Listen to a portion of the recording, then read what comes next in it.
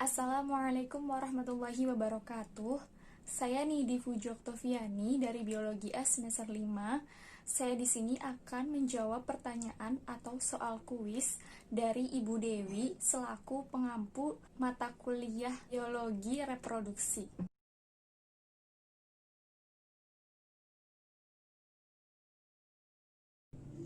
Hormon yang terdapat pada alat reproduksi pria yaitu yang pertama ada hormon estrogen. Hormon estrogen berfungsi untuk mengontrol kesehatan sperma.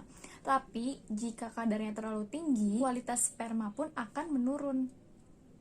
Hormon yang kedua ada hormon testosteron, yaitu hormon yang berfungsi untuk mengendalikan gairah seksual, untuk kepadatan tulang, juga massa otot. Jadi hormon ini tuh secara langsung bisa membuat perubahan signifikan pada fisik dan emosional pria. Hormon yang lainnya yaitu yang ketiga ada hormon inhibin, yang keempat ada hormon luteinizin, dan yang terakhir ada hormon FSH.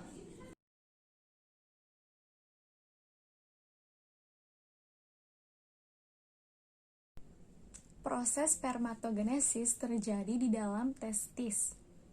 Yang pertama, spermatogonium akan mengalami mitosis, kemudian berubah bentuk menjadi spermatosit primer. Kemudian, spermatosit primer membelah diri secara meiosis 1, kemudian menjadi 2 spermatosit sekunder yang berukuran sama. Kemudian, spermatosit sekunder akan membelah lagi secara meiosis 2 menjadi 4 spermatid yang sama bentuk dan ukurannya. Lalu spermatid akan berubah menjadi 4 sel sperma yang matang atau dinamakan spermatozoa dan siap dikeluarkan dengan air mani atau bersama air mani.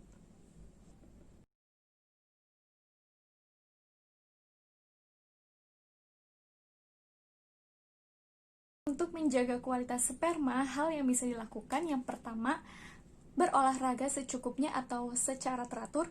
Yang kedua, mengkonsumsi asupan vitamin C.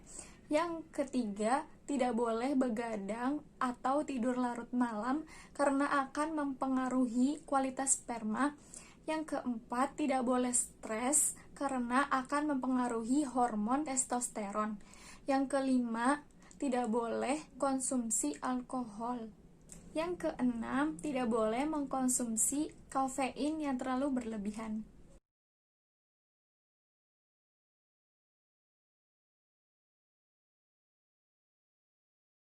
Alur pengeluaran cairan semen atau cairan sperma.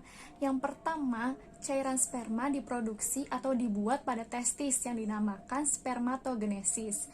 Kemudian, sel sperma ini menuju ke epididymis. Epididymis ini pematangan sel sperma. Setelah matang, sel sperma bergerak ke vesicle seminalis.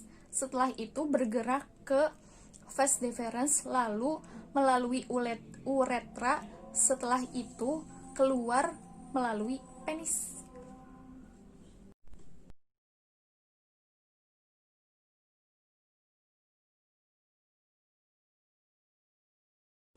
Yang pertama, terdapat kanker testis, yaitu suatu benjolan atau pembengkakan yang tidak nyeri pada salah satu testis atau keduanya.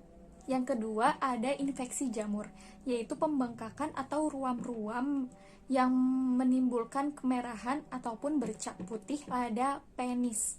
Ketiga, ada kanker prostat, yaitu ditandai dengan rasa nyeri saat buang air kecil, dan saat buang air kecil itu terdapat darah. Kemudian, yang keempat, ada orkitis, yaitu suatu pembengkakan pada testis yang disebabkan oleh virus atau bakteri.